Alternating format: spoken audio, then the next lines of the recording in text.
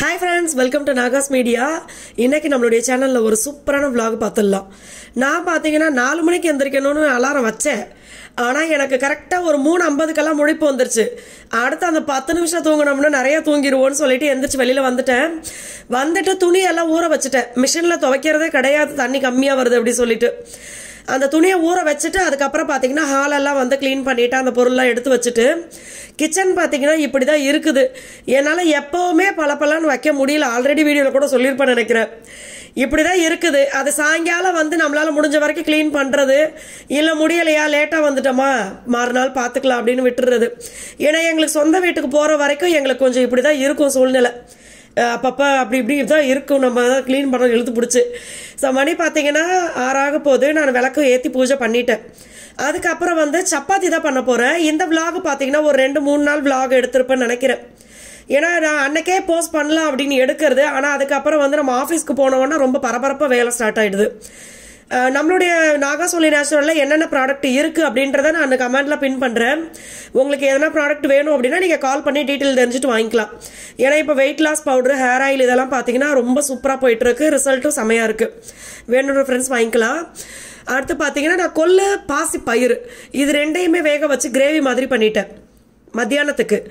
அடுத்து சப்பாத்திக்கு பார்த்தீங்கன்னா மாவு காலையில் எழுந்திரிச்சு நம்மளால் பிசைய முடியாதுன்னு நைட்டே பிசைஞ்சு அதை ஒரு கண்ணாடி டப்பாவில் போட்டு ஃப்ரிட்ஜில் வச்சுட்டேன். அதனால காலையில் எழுந்திரிச்சு செய்யறதுக்கு எனக்கு ஈஸியாக இருந்தது. எடுத்து ஹாட் பாக்ஸில் போட்டுட்டேன்.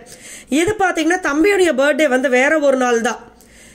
அன்னைக்கு பார்த்தீங்கன்னா தம்பிங்க, அதாவது இவங்க எல்லாருமே நம்ம வீட்டில் இவங்க கிட்ட தான் பொறுப்பாக நம்ம எல்லா வேலையும் ஒப்படைச்சிருக்கோம். எல்லா தம்பியும் சேர்ந்து நம்மளோட வீட்டை வந்து சூப்பராக பண்ணிட்டு இருக்காங்க. அவங்க முன்னாடி அப்புறம் அண்ணன் எல்லாருமே வச்சு நாங்கள் தம்பிக்கு கேக் வெட்டினோம். தம்பிக்கு பார்த்தீங்கன்னா இதுவே புதுசுதான், விளக்கேத்துறது.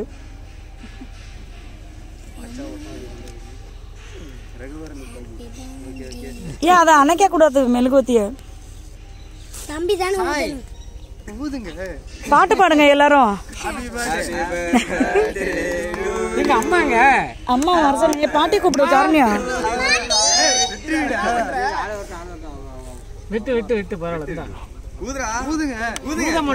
ஊதக்கூடாது. ஆடா பாவி, ஊதிட்டியே.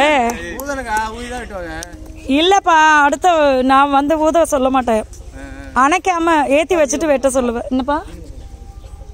ஸோ கேக் பார்த்தீங்கன்னா சூப்பராக வெட்டியாச்சு. அவங்களுக்கு அன்னைக்கு பிறந்த நாள் அப்படின்றத விட கேக்கை நம்ம வெட்டுறோம்டா இன்னைக்கு அப்படின்ற மாதிரி தான் இருக்கும்.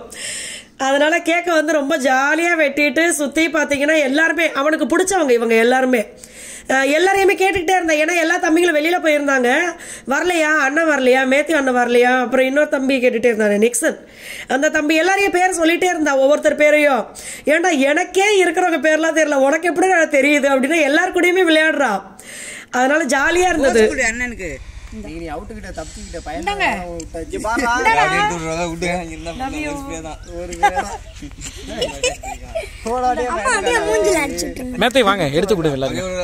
அடுத்து எங்களுடைய அண்ணன், உடன்பிறவா அண்ணன் பாத்தீங்கன்னா தம்பிக்கு இப்ப செயின் போட போறாரு. அண்ணன் எப்பவுமே நாங்க எங்க ஃபேமிலியும் அண்ணன் ஃபேமிலியும் சேர்ந்ததுன்னா அது வந்து சரியான ஜாலியா இருக்கும். அந்த டேவே செம்ம ஜாலியா இருக்கும். அதே மாதிரிதான் இந்த இதுவும் ஜாலி. இதுவும் அண்ணன் ஜாலிக்காக பண்ணதுதான் அந்த செயின் போட்டது. ஸோ எல்லாருமே வந்து ஹாப்பியா இருந்தா அன்னைக்கு பர்த்டே. அதுவும் செயின் போடுறேன். என் பிறந்த நாள் உங்க அம்மா கொஞ்சம் நோண்டு 1 லிட்டர் ஆயில் தரது மாட்டேங்குது. ஸோ இதுதான் நாங்கள் எல்லாருமே ஜாலியாக கலாய்ச்சிக்கிட்டு அப்படியே போயிட்டு இருந்தது. அதுக்கப்புறமா பார்த்தீங்கன்னா ஃபோட்டோ எடுத்துக்கிட்டோம். ஃபோட்டோ எடுக்கிறது வந்து மகி வீடியோவாக எடுத்துக்கிட்டாங்க. நாங்கள் நின்னதை வந்து போஸ்ட் கொடுக்கறதுக்கு ஃபோட்டோக்கு தான் நின்னது. இந்த மண்டையில் முடிய இன்னும் 3 மாதத்துக்கு அப்புறம் தான் பார்க்க முடியும். சட்டையை கழட்டுற மச்சான். அடுத்து பார்த்தீங்கன்னா மகி முடியறக்கிறதுக்காக வந்து எங்களுடைய திருவிழா அங்கே அந்தோனியரப்பா சர்ச்சில். அந்த நாளில் வந்து முடியறக்கிறேன்னு மகி வேண்டிக்கிட்டாங்க. தம்பி என் வயத்தில் இருக்கும் போது பார்த்தீங்கன்னா எனக்கு அடிக்கடி உடம்பு முடியாமல் போயிடும், கேராக ஆகிட்டு அப்படியே ஒரு மாதிரி ஆகிடுவேன் நான். அதனால மகி வேண்டிக்கிட்டாங்க. அது வந்து இப்போதான் கடவுள் அதுக்கான வழி அமைச்சிருக்காரு. முடி இறக்கிட்டு இருக்காங்க.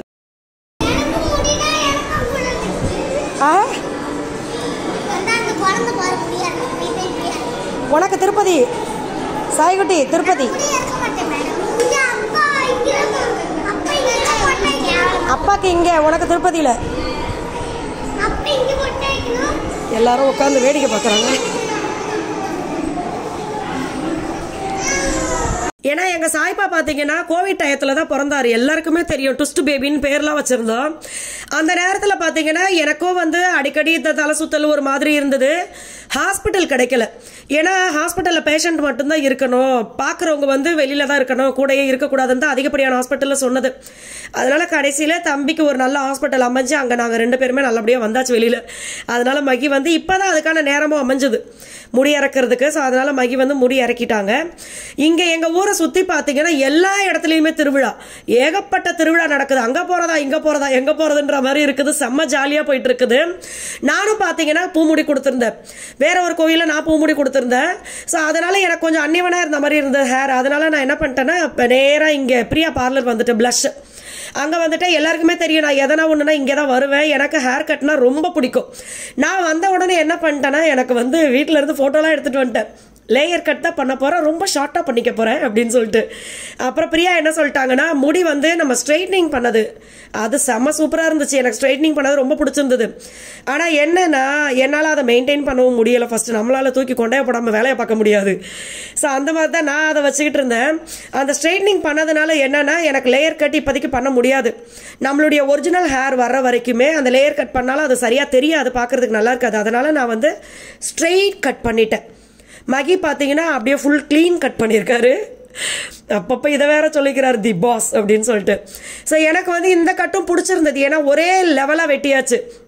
இந்த பின்னாடி பார்க்கறதுக்கு சூப்பராக இருக்குது. தூக்கி ஒரு போனிடைல் போட்டோம் அப்படின்னா அதுவுமே இன்னும் அழகாக இருக்குது. அது வரைக்கும் எனக்கு வந்து முடி வந்து நல்லா அடர்த்தியாக வந்துருச்சு அப்படின்னு சொல்லி தான் அது வரைக்கும் கட் பண்ணாங்க. இல்லைன்னா இன்னும் ஒரு மாதிரி இருந்திருக்கும் அப்படின்னு சொல்லியிருந்தாங்க. ஸோ முன்னாடி இப்படி எடுத்து போட்டதுக்கப்புறம் பார்த்தீங்கன்னா அது ஸ்ட்ரைட் கட் அப்படின்றதுனால ஏற்ற இறக்கமாக இருக்குது. பின்னாடி பார்க்கறதுக்கு சூப்பராக இருக்குது. எப்போவுமே பார்த்தீங்கன்னா நம்ம கிட்ட ஏதாவது ஒரு சின்ன சின்ன சேஞ்சஸ் வந்து நம்ம பண்ணிக்கணும். எப்போவுமே நம்மளுடைய பியூட்டியில் நம்மளுக்கு பிடிச்சதை அப்போ வந்து நம்மளுக்கு இன்னும் கொஞ்சம் அந்த நேரம் வந்து ஃப்ரெஷ்ஷாக இருக்க மாதிரி இருக்கும். அதனால் நான் பண்ணிக்கிட்டேன். எனக்கு நம்ம வீட்டில் பார்த்தீங்கன்னா பூனை வந்து வெளியில் குட்டி போட்டு அதை நம்ம வீட்டில் கொண்டு வந்து சேஃபாக வச்சிருக்கு.